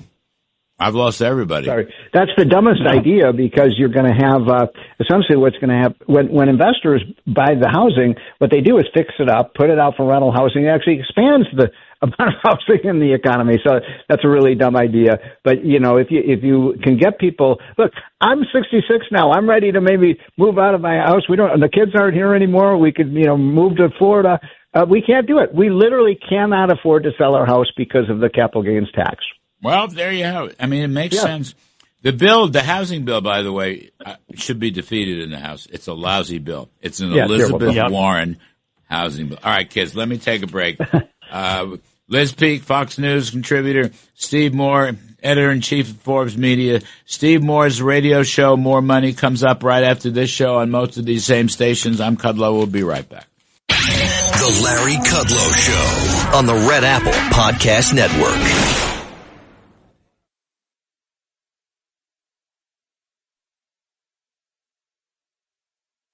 The Larry Kudlow Show, entertaining and informative on the Red Apple Podcast Network. So I want to talk about this filibuster business. All right, Ron Johnson, Senator Johnson, good, strong conservative. He's no rhino, believe me. But he's very keen on it. He said the filibuster's basically been ended for judges, so why not end it altogether? Because if Democrats win the Senate, they will end the filibuster, and then Puerto Rico will become a state, and all kinds of bad things will happen. But I'm not so sure. So I tossed this out. I guess I'll start with Steve Moore, if you're there. And I think you were groaning on that point, and I don't even know if the Republicans would vote to end the filibuster. But should it be ended? No. In fact, I'd make it 70 votes. I want to make it as hard as possible for Congress to pass laws. And by the way, if we hadn't had the filibuster, we would have had Hillary care. We would have gotten rid of right to work laws. All of these horrible policies that the Democrats have been trying to pass. It's important that you have, the rights of the minority are protected. We are not a democracy. We are a representative form of government.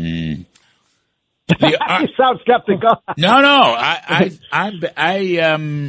basically come down on your side. I mean, I've never really obsessed about it, but maybe I have to. I basically agree with what you just said. The argument, though, Liz Peek, is that when the Democrats win, they are going to abolish. Right. They are going to abolish the filibuster and do all these damaging things. So, what do you make of it?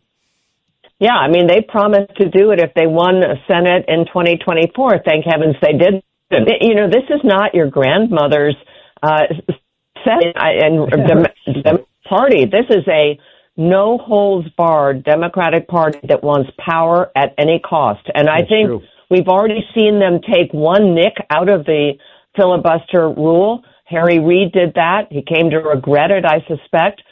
My guess is there will be others. And I don't trust Democrats to maintain the rules and regulations that limit Democratic or the Senate lawmaking ability at all. So I think it should be protected, but I think there's no way to guarantee it will be. Steve Forbes, what do you think? Two wrongs don't make a right. The Democrats would be wrong trying to get rid of it. We'd be wrong saying, well, they're going to do the bad thing. Let's us do the bad thing first. Keep it in there. And if they try to do it, we can make issues. Do we really want Washington, D.C. as a state? Do we really want to upend the judiciary in this country? I think when those issues are debated, we win on those issues. Yes. So let's not hand a weapon unnecessarily to the Democrats and say, we're just doing what the Republicans did. No. Hold the line. Yeah, no. So, and I basically agree with that. So I'm just saying, in the next couple months, instead of obsessing about the filibuster, why don't we just get a pro-growth budget bill? Right. Yes, let's just get that. With 50 votes is all we need, plus the J.D. Vance. And send a message to the voters that the Republican Party can lead, knows how to get stuff done, and will help you in your economy as we go along. People are still worried. And one other thing we should do, won't be part of the reconciliation bill, but a campaign issue is going to be health care. and we should have a pro-patient health care bill, removing the stupid obstacles on health savings accounts. Put that out there saying if we win, you're going to be in charge of your health care dollars. And make that an issue and preempt the Democrats who are going to say we want to throw Grandma over a cliff. You know, Steve Forbes, Donald Trump said that in the State of the Union. Yeah. The money should go to the people, not the insurance companies. But they haven't followed through with specific proposals. I know they have not. No bill out there. What are they doing? Yeah, there you go. No. That's the key question. It's a very good question, Liz. And whatever happened to Elon Musk and Doge, where they totaled up hundreds of billions of dollars of waste and fraud, et cetera, et cetera. You got Emmett Oz out there doing the Lord's work, but that doesn't seem to translate. You know what I mean? It's like this stuff, it's ephemeral. It comes and it goes in Republican land. Why don't they just latch on? People would love it if we cut a couple of $100 billion out of the government. They'd love it. And the key thing is not to be seen as taking things away. That Minnesota thing showed you can do a lot of cutting and people will applaud you for doing it because they know the money's being misused, stolen, and everything else. I want to take things away. And by the way, IGs, Inspector Generals, yeah. Why not rev them up to start doing what should have been done years ago, piece by piece? There's so much meat there. How about the IG for the Federal Reserve? You think he's going to come up with anything? That one. Let's start with that one. I'm not going to use the prediction markets on that one. I want Kevin Warsh to drain the swamp. No, that's right. But Steve Forbes in the stock market segment said, "Where's this guy been the last couple of years?" I mean, it's not like he couldn't have been doing this. I think they actually launched something, Steve, but nothing ever came of it. Yeah, I don't know. That's what happens, Larry. Right? There's no accountability. At the end of the day, no one is held accountable. Somebody's got to be in charge. Somebody's got to be in charge. We're going to put Steve Forbes in charge. I've always wanted that. Thanks for listening to The Larry Kudlow Show. You can hear The Larry Kudlow Show Saturday mornings at 10. If you like the podcast, share it with your friends and listen anytime at WABCRadio.com and download the WABC Radio app. Hit that subscribe button on all major podcast platforms. Plus, follow WABC on social on Instagram, TikTok, Facebook, and X. See you next time for a new episode so you never have to wonder. What the heck is going on here?